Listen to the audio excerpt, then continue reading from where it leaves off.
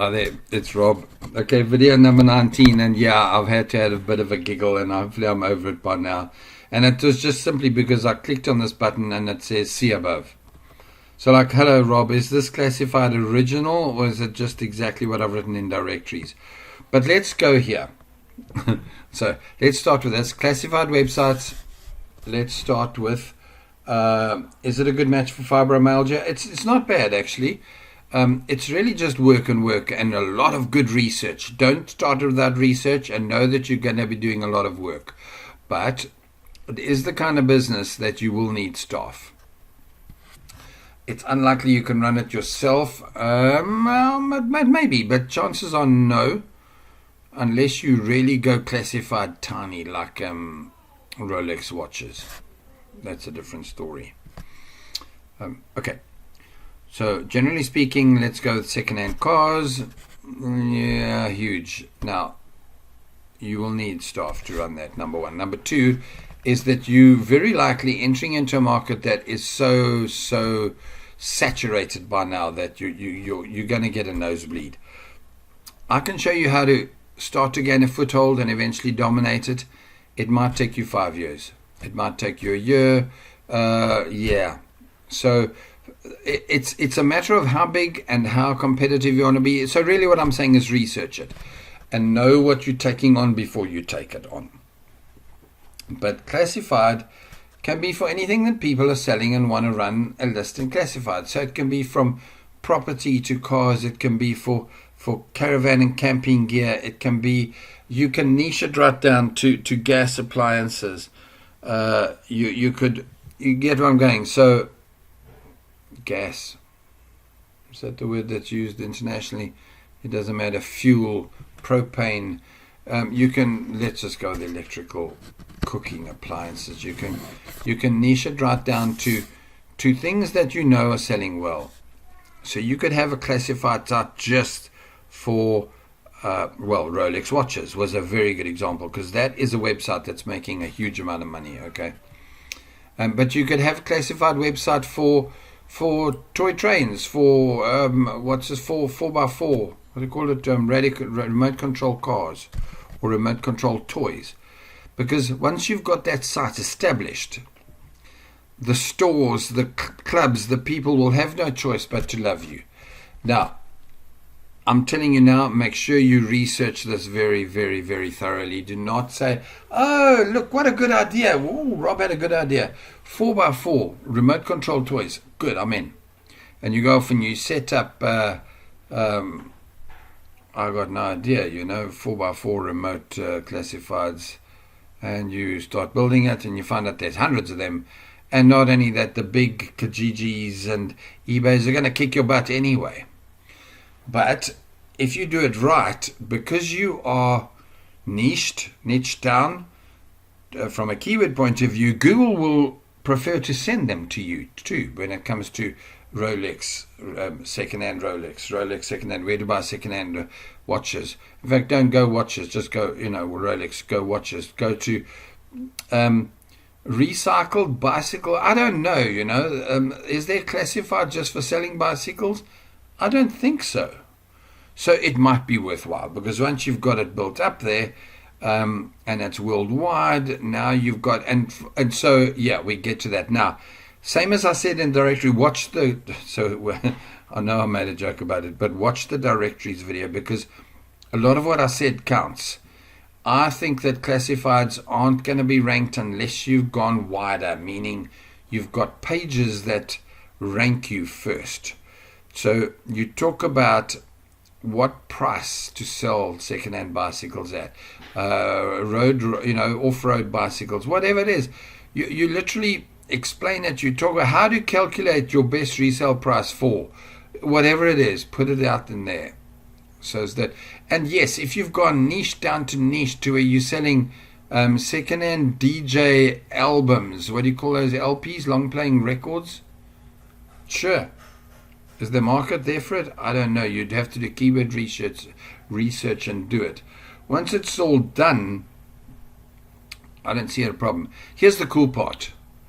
A classified website that's got thousands and thousands of listings, These people are paying a lot of money to be on it. I want to cry, by the way. 10 years ago, when I started online marketing, I bought in South Africa a property and a second-hand car domain and did nothing with it. And at the time, there was only the old school newspaper version of it.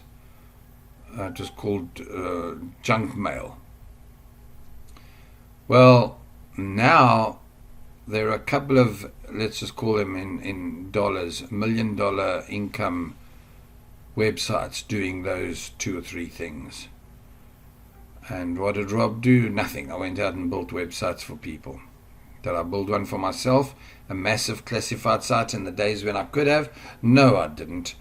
Property sales. I already knew back then how to rank property. Did I do it? No. So sorry, let's go for that too. There's a really cool classified. Already there's properties everywhere. But now you start a property website that is just land, just farms. And they exist. But go ahead and beat them. Beat them by doing content-related stories that Google ranks you above them. Do better on-page SEO. Do better backlinking to it.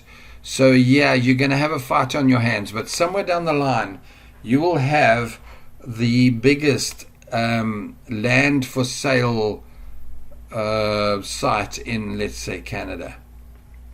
And it might take me 5 years. But in 5 years' time, I can afford to now charge people. The classifieds are like this. You want to list it, if you're a realtor, whatever, it's every listing's $100, that's it. And you get to keep that listing, well, maybe even forever until it's sold. So $100 worthwhile. Now you've got 1,000 and then 10,000 listings. You're doing pretty good. So I don't know what to tell you with classifieds. Remember, dating sites are effectively classifieds. So there's lots and lots of ways of looking at it. I will cover it in more detail in the training. Do I think it works for fibro? It's okay. How long will it make money? I'm scared that it might never make you money.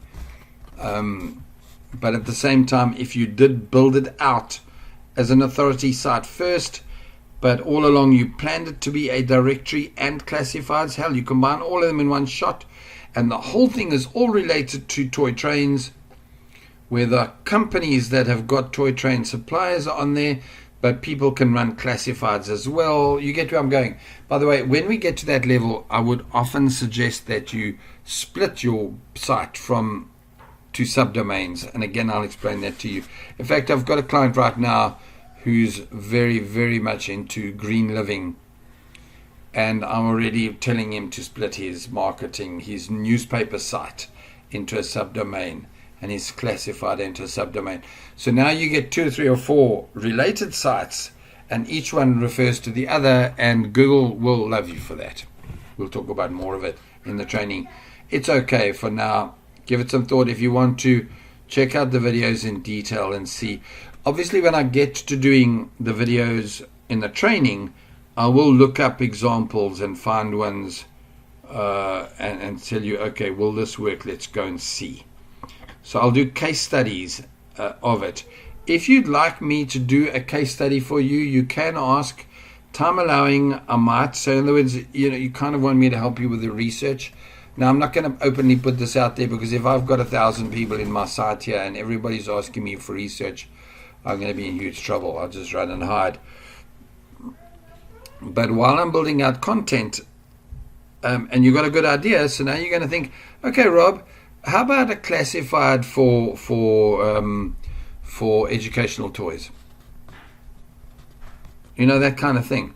Or software or games. Classified site for games. Is there one? Hell, I never thought of that. Maybe there is one. But the gaming industry is huge. So now you run it, you build it up, I do the research, I check it, I say, no, nobody's searching for that, sorry. By the way, to create a market when there isn't one, if you think it's a good idea, the public doesn't always think so. Let me give you a perfectly good example that I'm wasting your time. Now you can click and go, now I'm talking rubbish. When I made hammock chairs, I went out to the craft markets. This is 20 years ago. 25 years ago, I don't know. I went out to the craft markets and I looked at them and looked for hammock and hammock chair people. And I found one in 10 markets that I visited. And I thought, yes, I'm in. Firstly, I'll be able to get a stall easily, a booth, or whatever you want to call it, because there's no opposition. Whereas, I don't know, jewelry, there's hundreds. When you try and they say, we've already got 20 jewelry people, no thanks.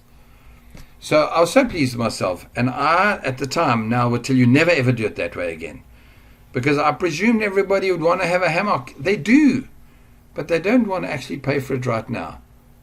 They like the idea, the concept. Oh, yeah, a hammock. Oh, what a beautiful idea. That'll be, $50. So what? Oh, no. Oh, are you here every week? He's not coming back. So, okay, I'm finished now. Ranting-ish.